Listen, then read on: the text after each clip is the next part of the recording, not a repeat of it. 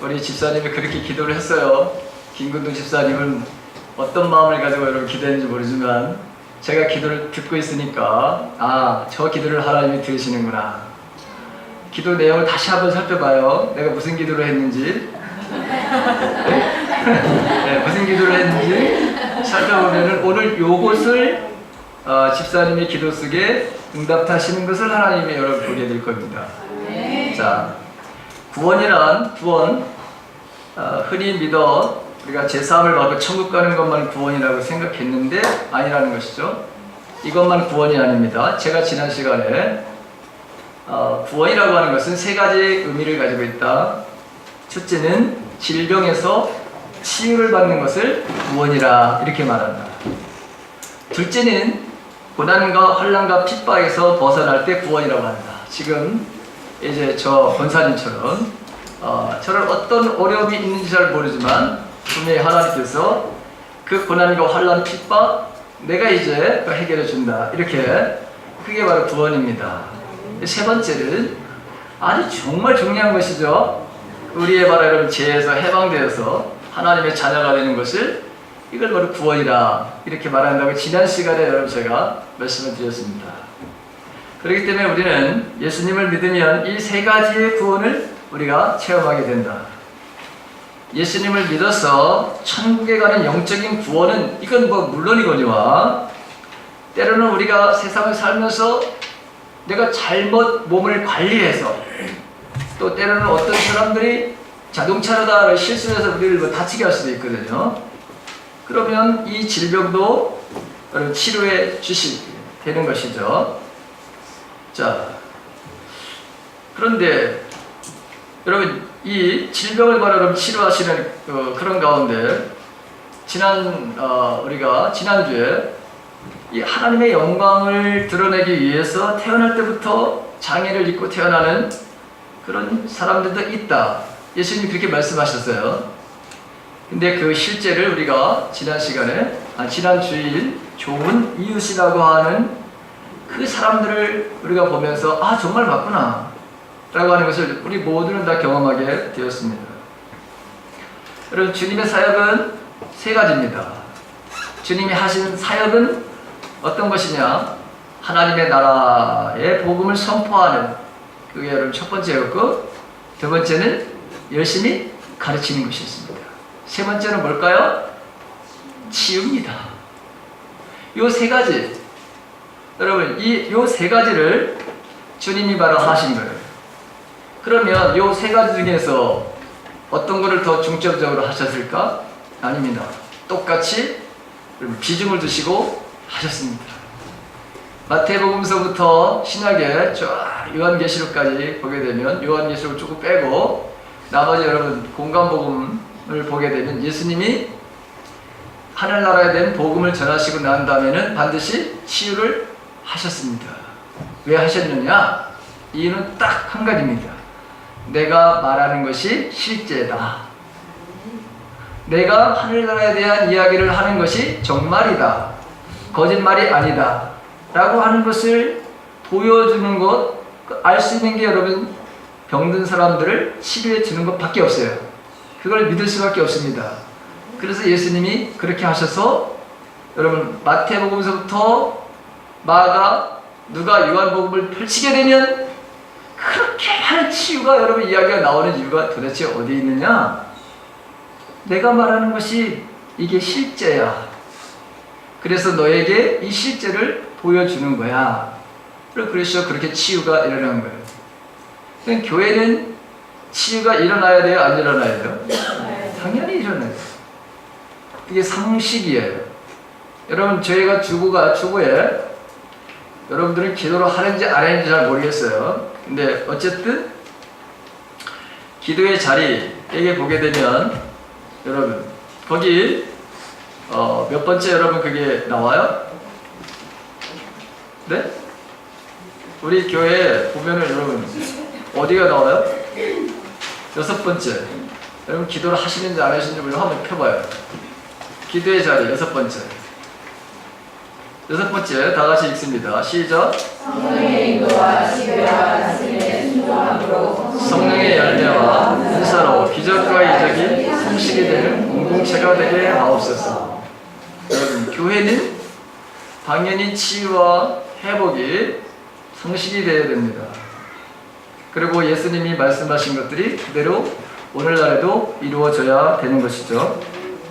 오늘 본문에 보게 되면 마가복음 거기에 3장 4절에 보게 되면 마가복음을 여러분 펴보실까요? 아까 읽은데 3장 4절을 펴십시오.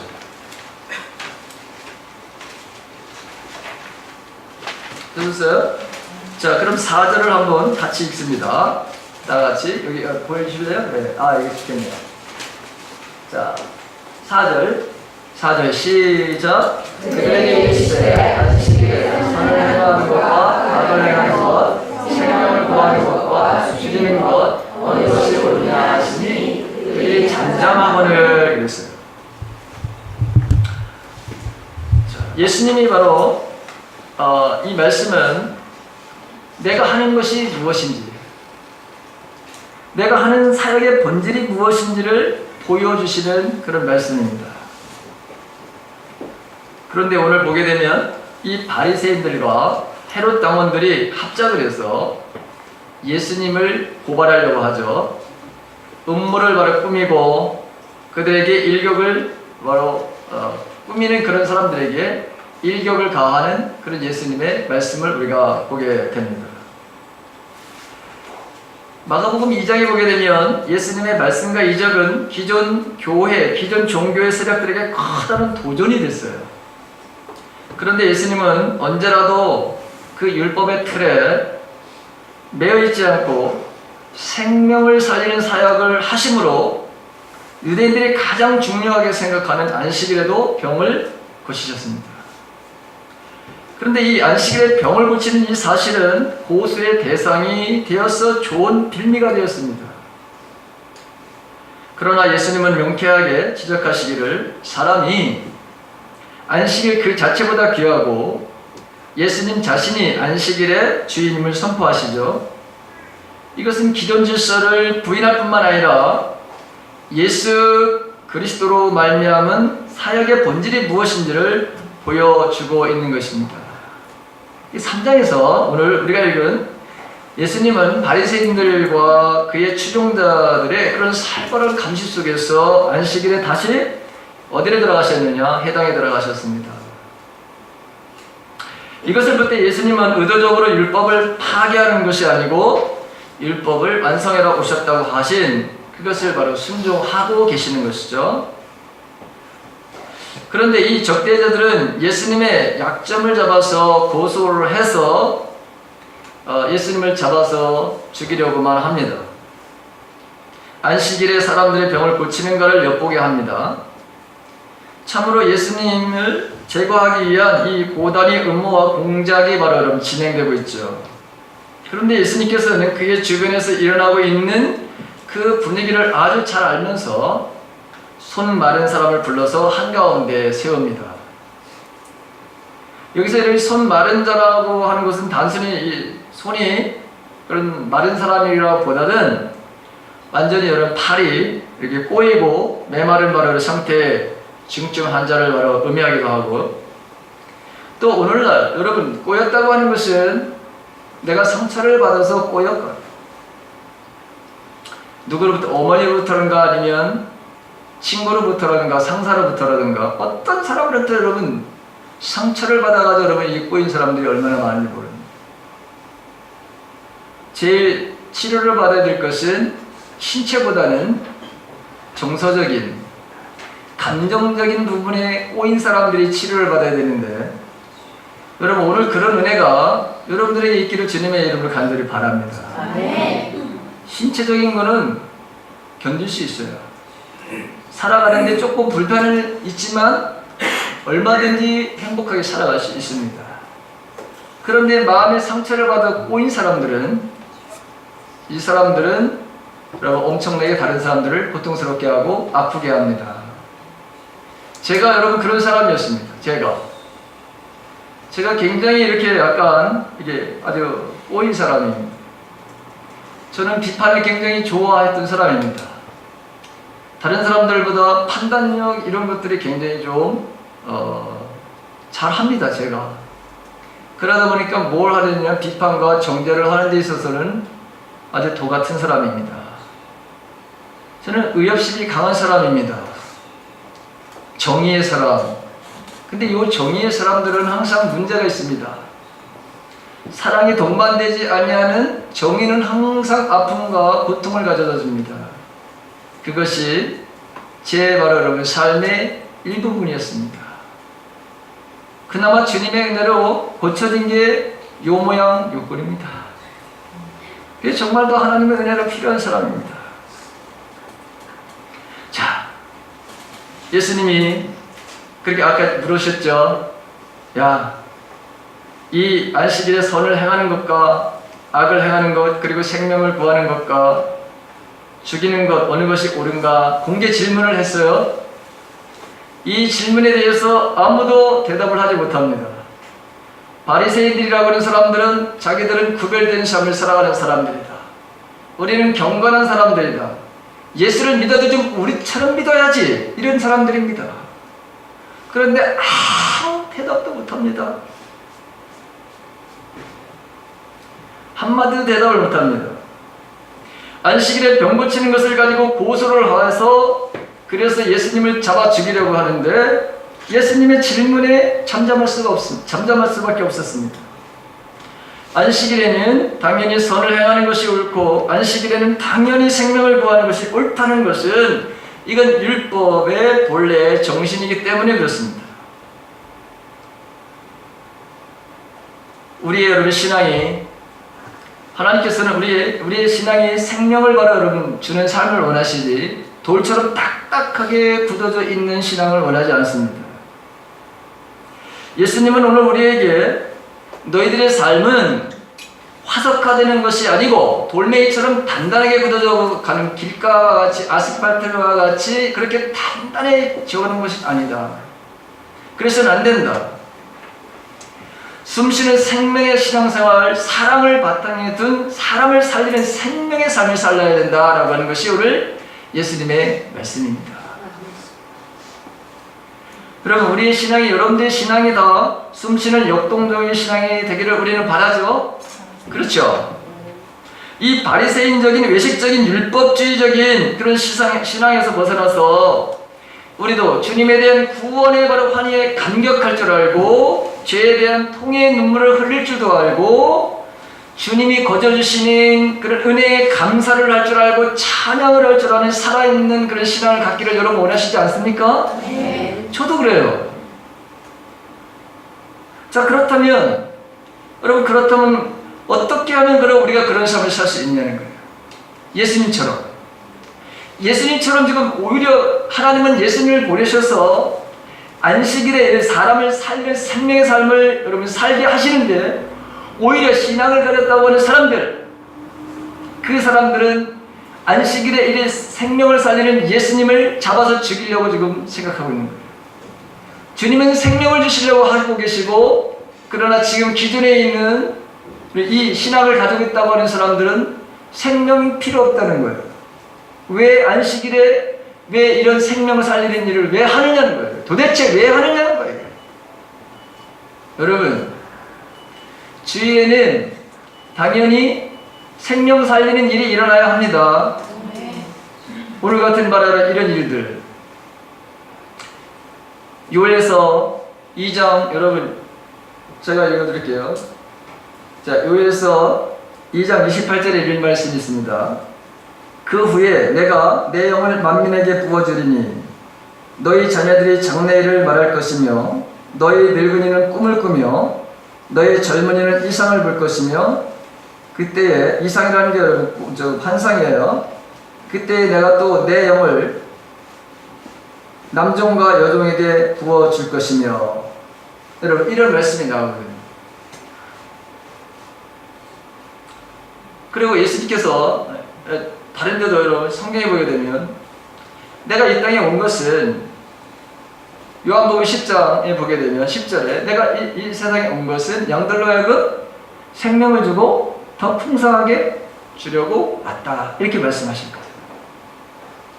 또 하나님을 찾는 사람들은 하나님이 반드시 계시는 것과, 그렇죠? 하나님 찾는 사람은 하나님이 계시는 것과, 하나님이 계시다는 것과, 하나님을 찾는 이에게는 하나님께서 뭐죠? 상 주시는 분인 것을 믿어야 한다. 이렇게 말씀하고 있습니다. 너희가 내 안에 거하고 내 말이 너희 안에 구하면 무엇인지 구하라. 그러면 내가 너에게 주리라.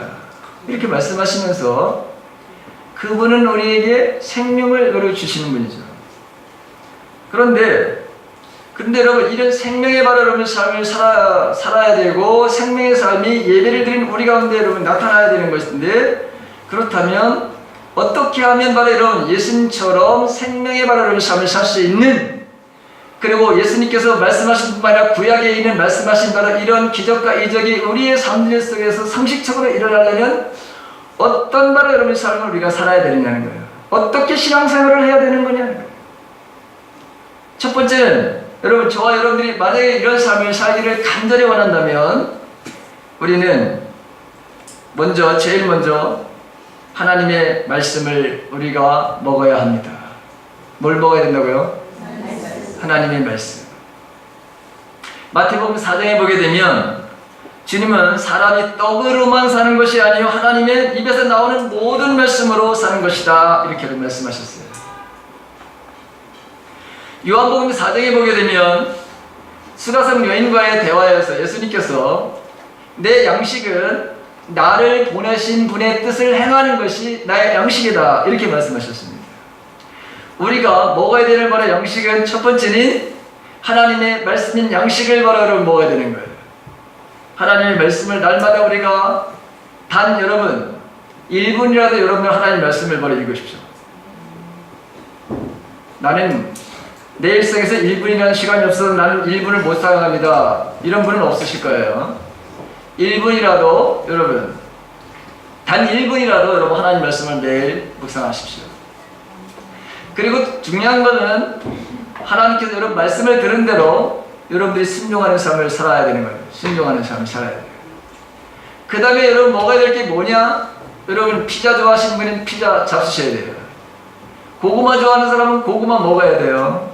여러분 육의 양식을 반드시 잘 먹어야 건강합니다.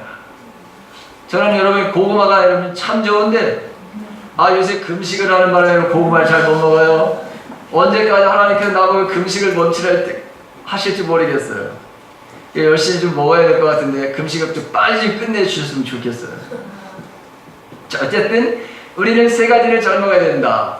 첫째는 하나님의 말씀, 두 번째는 순종하는 삶을 살아야 되는 것이, 그것도 양식이에요. 나를 보내신 뜻이 행하는 것이 나의 양식이기 때문에 여러분도 마찬가지입니다. 똑같이 저와 여러분들이 하나님이 말씀을 만약에 읽다가 이건 나에게 행하라고 하시네? 그럼 그걸 행하는 것이 여러분의 양식이에요. 그 다음에 육체의 건강을 위해서는 잘 잡수셔야 됩니다. 자, 두 번째는 우리가 생수를 마셔야 됩니다. 즉 성령 하나님과 동행하는 삶을 살아야 합니다. 성령 하나님을 환영하고 그분의 그분의 통치 속에, 지배 속에, 다스림 속에서 우리가 살아야 합니다. 그러면 우리는 풍성한 성령의 열매를 맺게 되어 있습니다. 사랑과 평강과 희락과 여러분 인내와 친절과 선함과 신실함과 온유함, 절제의 열매를 맺게 되는 것이죠. 예수님은 자기를 가리켜서 나는 참된 내가 음료수다. 내가 음료수야. 너희는 이 음료수를 먹어야 된다. 이렇게 마셔야 된다. 이렇게 말씀하시죠. 너희 목마른 자들은 모두 나와서 젖과 포도주를 사라. 돈 없는 자들다. 여러분 돈 없이 오는 거예요. 자, 세상의 물은 세상의 우물가에서 수가성 그 여인과의 여러분 그 사마리아 지역에서 예수님이 그 여인에게 세상의 물을 마시는 자는 또 목말라. 그런데 내가 주는 물을 마시게 되면 너희는 영원히 목마르지 않아. 아이고 주제 파악을 좀 하시죠. 내가 딱 보니 두레박도 없는 양반이 뭔 물을 퍼가지고 날 준다고. 이 여인은 이 눈에 보이는 여러분 이 물을 말하는 건데 지금 예수님은 성령을 말씀하시고 계시는 거예요. 그러면서 이제 내 속에서, 내 깊은 배 속에서 솟아나는 이 샘물, 이 성령의 강물을 너희들이 경험하게 될 것이다, 체험하게 될 것이다. 그러면 너희들은 절대로 목마르지 않다. 이 말씀을 그 뒤에 가면 6장서부터 4장에서 수가성 여인을 만나면서 이야기를 하시고 그 생수가 무엇인지에 대해서 구체적으로 설명을 해주시는 것을 보게 됩니다. 그 다음에 마지막으로, 여러분, 마지막으로 우리가 어떤 삶을 살아야 되느냐? 기도하는 삶을 살아야 합니다. 살아있는 사람들은 모두가 숨을 쉽니다. 숨 쉬는 것은 기도의 삶입니다. 기도는 하나님과 대화고, 하나님과 교제고, 여러분, 소통이고, 친밀감이고, 영혼의 바로 호흡이 됩니다. 영적으로 살아있는 사람들의 자연스러운 행동입니다. 물론 기도는 정한 시간에 바로 해야 되지만 우리의 바로 삶 전체가 바로 기도하는 자세로 우리가 살아가야 되는데, 그것을 주님은 뭐라고 말씀하셨냐면 항상 기도하라, 이렇게 말씀하고 있습니다. 어떻게 우리가 여러분 항상 기도할 수 있나요? 에베소서의 6장 그 후반절 19절에 보게도 무시로 성령 안에서 기도하라, 이렇게도 말씀하셨고, 그렇다면 여러분 이 기도는 어떤 기도일까요?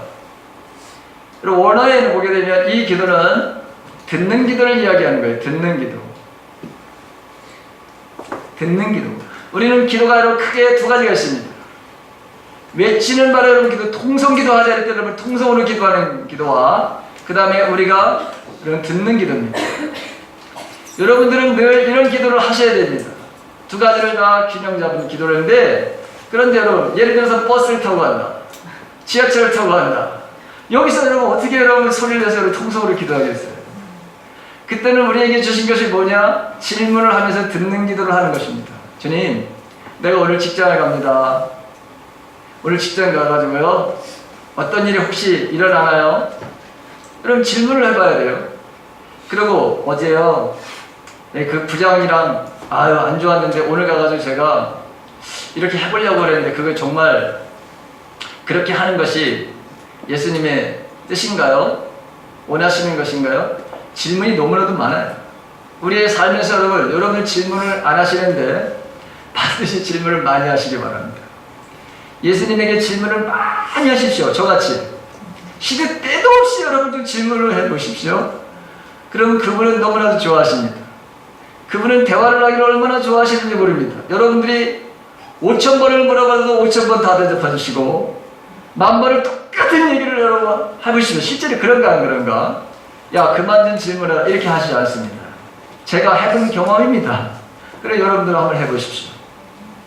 자, 지금 우리 이 세상에는 여러분 모든 교회가 다 주일날 다 이런 일이 바로 여러분 이루어지기를 원해요.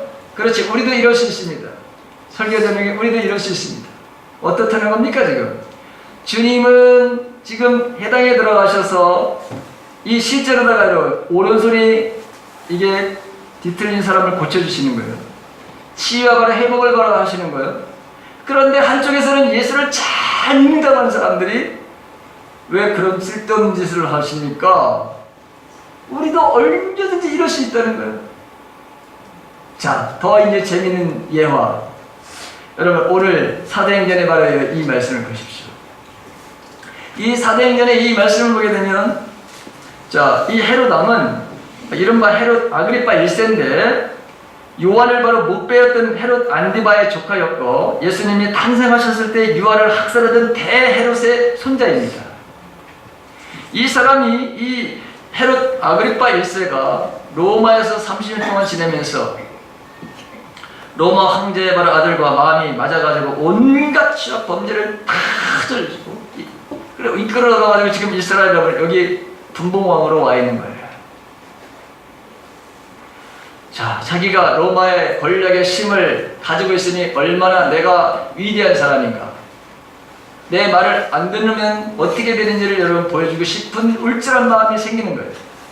사람이 여러분 권력을 갖게 되면, 명예를 갖게 되면 사람들은 좀 낮아져야 되는데 그렇지 않습니다. 그래서 한번 이것을 남용을 하고 싶어하는 욕구가 여러분 생기는 것이죠. 권력 남용의 욕구를 바로 제대로 보여준 여러 사건들이 우리나라에 너무나도 많고, 또 오늘 바로 요 케이스입니다. 여기 보게 되면 모델 케이스로다가 요한의 바라는 형제 야고보를 칼로 이미 죽였어요. 그랬더니 유대인들이 여러분 정말 당신이야말로 이 세상에서 가장 멋있는 사람이라는 거예요. 남자들은 여러분 피를 보게 되면, 여자들은 잘 모르겠어요. 남자들은 피를 보게 되면 흥분을 하게 되어 있습니다. 남자들은 시각적인 것에 여러분 약한 사람들이에요. 그래서 피를 보게 되면 여러분 흥분을 하는 거예요. 잠잠하게 싸움을 하다가 코피가 터졌다. 여러분 이거는 이제 죽기 아니면 살기로 싸우는 거예요. 마찬가지예요. 전쟁에서 옆에서 동료가 아무렇지도 않은데 동료가 총에 맞아서 여러분 피를 흘리는 걸 보게 되면 여러분 전뇌가 저절로 생기는 거예요. 참 이상하죠. 지금 이게 야고보를 바로 여러분 죽였어요. 야고보를 죽였는데 유대인들이 너무 흥분을 하는 거예요. 너무 좋아하는 거예요. 야, 어쩌면 이렇게 당신은 멋있는 사람입니까? 당신의 권력은 정말 멋있네요. 이러니까 어떤 일이 벌어졌냐면 베드로까지 아예 잡아다가 다 아주 예수를 바로 믿는 최고의 바로 여러분 이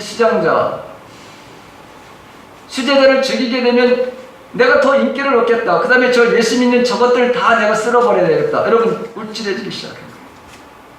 그래서 베드로를 체포해다가 감옥에다 여러분 갖다 놓았다는 거예요. 여러분 재판에 바로 속게 될 건 뻔하죠. 왜? 당시에 바로 헤롯은 로마의 군봉왕이니까 절대 권력을 가지고 있습니다.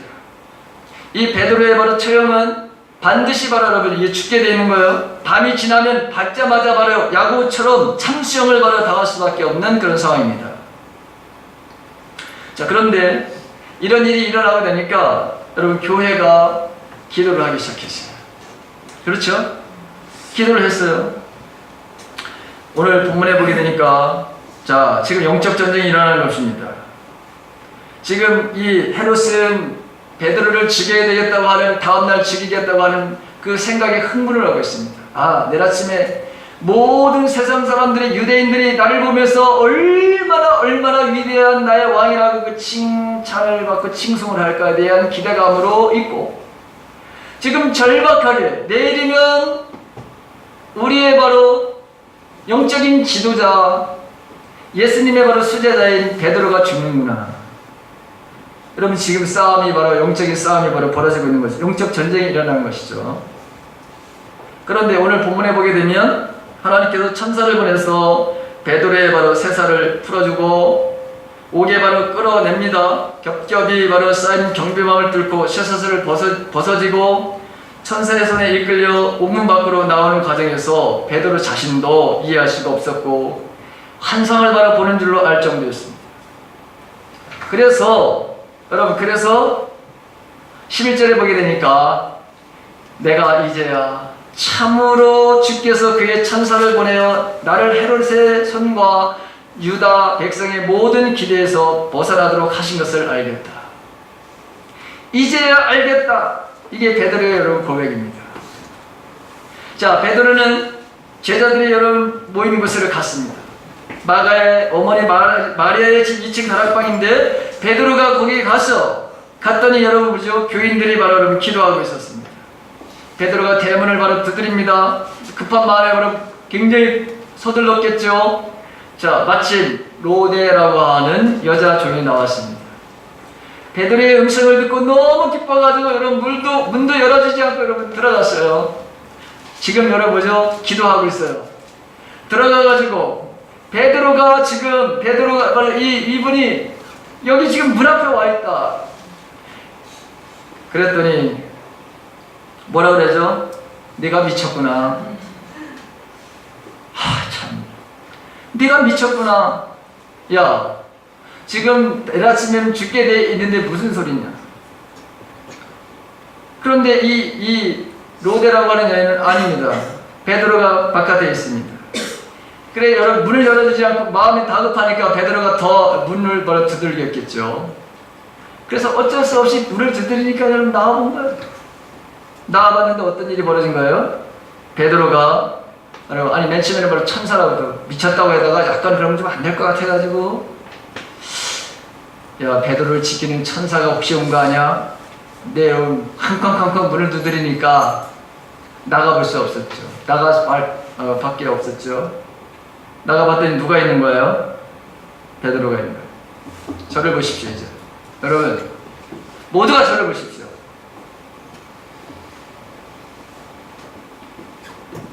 세상에 이런 일이 따라해 보십시오. 한 번만 다시. 세상에 이런 일이 우리도 이럴 수 있습니다. 시작. 우리도 이럴 수 있습니다. 어떻다는 거예요? 우리도 이럴 수 있습니다. 분명히 너희들이 내 안에 거하고 내 말이 너희 안에 거하면 무엇인지 원하는 대로 구하라. 믿음은 바라는 것들의 실상이요 보지 못하는 것들의 증거다.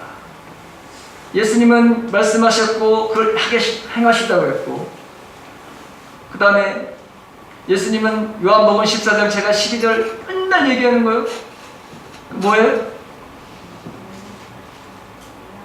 너희들은 내가 하는 일도 할 것이고 나보다도 더 큰 일을 하게 됐거든. 믿음이 있습니다.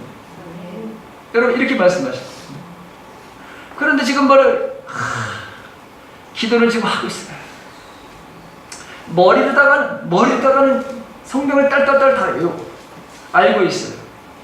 근데 실제로 뭐 하고 있는 거 지금? 안 나온다고 생각을 하는 거예요. 나올 리가 없어. 저 미친애 여러분 취급을 받아요. 로데는 가가지고 순간적으로 미쳤다고 소리를 들었어요. 얼마나 모욕적이었을까. 미쳤다고 소리를 들었으니 이럴 수 있습니다. 우리도 이럴 수 있습니다. 지금 하나님께서 뭔가를 하시려고 하는데 우리 안에는 야 저런 거는 지금 일어나서는 안 되는 거 아니야? 그리고 있을 수도 없는 거 아니야? 어떻게 이런 일이? 이러면서 여러분 부정적인 생각을 얼마든지 가질 수 있어요. 예수님이 치유를 하시겠다고 해서 지금 오히려 생명을 구하는 일들을 지금 예수님을 하시는데 거기 앉아있는 사람들은 해서는 안 된다고 생각을 하고 있고 안식일에 무슨 그런 일을 해 있어서는 안 된다고 여러분 이렇게 이야기합니다. 오늘날 똑같습니다. 교회 안에도 여러분 똑같습니다. 혹시 여러분들 가운데도 여러분 이런 마음을 가지고 있는 분들도 혹시 있을지 모르겠습니다. 근데 여러분들 생각을 완전히 여러분 깨트리시기를 주님의 이름을 간절히 바랍니다. 아멘. 주님은 여기 계십니다. 아멘. 오늘 여러분들을 치유하십니다. 아멘. 여러분들을 고치십니다. 아멘. 나를 고치십니다. 아멘. 여러분 제가 이제 간증 얘기를 하고 말씀을 마치려고 합니다. 월요일날 새벽 기도 시간에 상주, 여러분 영주라고 하는 단어가 계속 머릿속에 떠나질 않는 거예요. 도대체 이게 무슨 의미일까? 아유 지진이 또 나는 거 아니야 이거 도대체? 그런 생각이 들기도 했어요. 그런데 상주, 영주하면 우리 처제가 왔는데 처제한테 질문을 좀 해야 될 것 같은데, 처제 상주하고 영주하고 생각나는 게 뭐가 있어요? 혹시? 상주 뭐예요? 곶감이죠. 곶감하고 여기 상주 사과. 그래서 제가 기분 째지는 날이다 오늘. 왜냐하면 야 우리 집사람이 뭐 곶감을 가지고 들어온다던가 아니면은 교인 중에서 누가 곶감을 사오나 사과를 분명히 사가지고 목사님 좀 드셔보시죠 이렇게 할 사람이 있나 생각을 하니까 괜히 기분이 좋아. 괜히 기분이 좋아. 네. 그렇게 지나갔어요. 제가 이제 어떤 할머니를 전도하기 위해서 아주 며칠 전에 그 성함을 물어봤어요. 그랬더니 성함을 가르치시더라고요. 근데 이분이 저기 조금 떨어지는 곳에 노인정에 노인분들께 저녁 식사를 해주시면서 얼마간의 용돈을 여러분 벌고 있어요. 이거 웃으시는 분은 아는 거예요. 누군지. 자, 그래서 이분한테 제가 새벽 기도 시간에 이 할머니에 대해서 주님 정보를 좀 알려주세요. 지식의 말씀을 주세요. 제가 이렇게 기도했어요. 그랬더니 그다음에 환상을 좀 보여주세요. 이랬거든요. 그랬더니 백조의 모습을 보여주시는 거예요. 백조. 아름답고 우아하고 격조가 있고 여러분 남편에게 정말 헌신적이라 이렇게 말씀을 해주셔요. 저한테. 그러더니 모란꽃과 나팔꽃을 바로 보여주시면서 젊은 날 화려한 인생을 살았지. 근데 지금은 아침 햇살을 기다리는 나팔꽃처럼, 그리고 저녁이 되면 꽃이 이렇게 확 접듯이, 아유, 삶이 어렵고 기복이 심해. 롤러코스터를 타, 한마디로. 그러더니 다람쥐를 딱 보여주시는 거예요. 다람쥐를 보여주시면서 저한테 참 귀엽고 사랑스럽고 매력적인 분이고, 항상 어릴 때나 지금이나 좋은 것만 골라 먹어 이러시는 거예요. 그래서 이분이 좋은 것만 골라도 드시는구나. 다람쥐는 여러분 좋은 거 골라 먹어요. 열매 골라 먹습니다. 딱 봐가지고 안 좋으면 탁 버리고. 근데 이번에는 꽃과 화분을 보여주시면서 이 할머니는 꽃과 화분을 참 좋아해. 잘 가꿔. 그러시더라고요. 그러더니 세숫대야를 보여주시고 짐을 지고 이는 모습을 보여주면서 쉼없이 닦고 쓸고 부지런하고 청결하고 남편을 지극정성으로 보살펴주는 분이면 항상 뭘 해야 돼? 이러는 거예요. 그러시냐고. 근데 갑자기 개울가에 물은 흐르는데 뿌리째 뽑혀있는 나무를 보여주셔요. 숯불 속에서 올무에 걸려가지고 빠져나오려고 하는 몸부림치는 그 산 짐승의 모습을 보여주시는 거예요. 그리고 산 중턱에서 샘물이 여기저기서 샘물이 나오는데, 수없이 샘물이 나오는데, 그런데 이 샘물이 자잘하게 나오고 보이지 않고 웅덩이가 하나도 없어요. 땅에 깔려가지고 그대로 그냥 흘러가는 거예요. 물이 단 한 모금도 마실 수가 없어요. 물은 사방에서 내려오는 거예요. 퍼져가지고. 그러면서 저한테 말씀하세요. 이 가정이 이렇단다. 모든 재물을 다 잃어버렸고 건강도 다 이렇게 잃어버렸다. 깜짝 놀랐어요. 그 남편 되시는 할아버지가 여러분 너무 궁금해요. 이름도 몰라요. 한 번도 본 적도 없어요, 저는. 그 남편 되시는 여러분 분에 대해서 주님, 이분에 대해서 좀 알려주실래요? 한 무리의 코끼리를 보여준데 그 코끼리 가운데 어린 코끼리, 꼬리를 이렇게 하면서 귀를 가지고 그 코끼리를 보여주셔요. 그래, 웬 아기 코끼리요? 이렇게 물어봤더니 주님은 뭐라고 말씀하시냐면 할아버지가 아이 때의 모습이다. 부모의 돌봄을 받지 못한 모습, 무리를 지어 살고 있는 집단 생활하고 있는 코끼리. 이 모성애와 부성애, 동료의식이 강한 동물인데, 또 동료가 바로 여러분 죽으면 슬퍼할 줄 아는 지능이 꽤 높은 동물이에요. 그런데 이 어릴 적, 이 할아버지는 이런 돌봄을 받지 못했다는 거예요. 늘 그래서 안정과 돌봄에 대한 그리움의 어린 시절을 보냈다는 거예요. 그분이. 그래요? 그러면 그 다음에 뭘 보여줄 거예요? 그랬더니 작약, 꽃을 보여줘요. 어릴 때도 그렇고 현재 향기나는 삶이 없던 메마른 삶이고 누구 하나 찾아주지 않는 삶을 살고 있단다. 친구들 하나 제대로 찾아오지도 않는단다. 또 다른 모습은 낚싯바늘에 깨어가지고 팔딱거리는 물고기의 모습은 정말 안타깝다. 제가 기도를 하는데도 너무나도 애처로워요. 살으려고 여러분 그 낚시에 딱 깨어있는 고기를 생각해봐요, 여러분.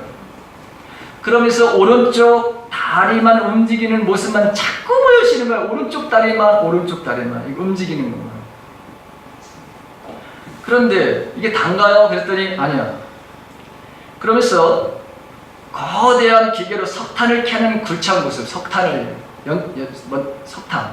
아시죠? 연탄 만들.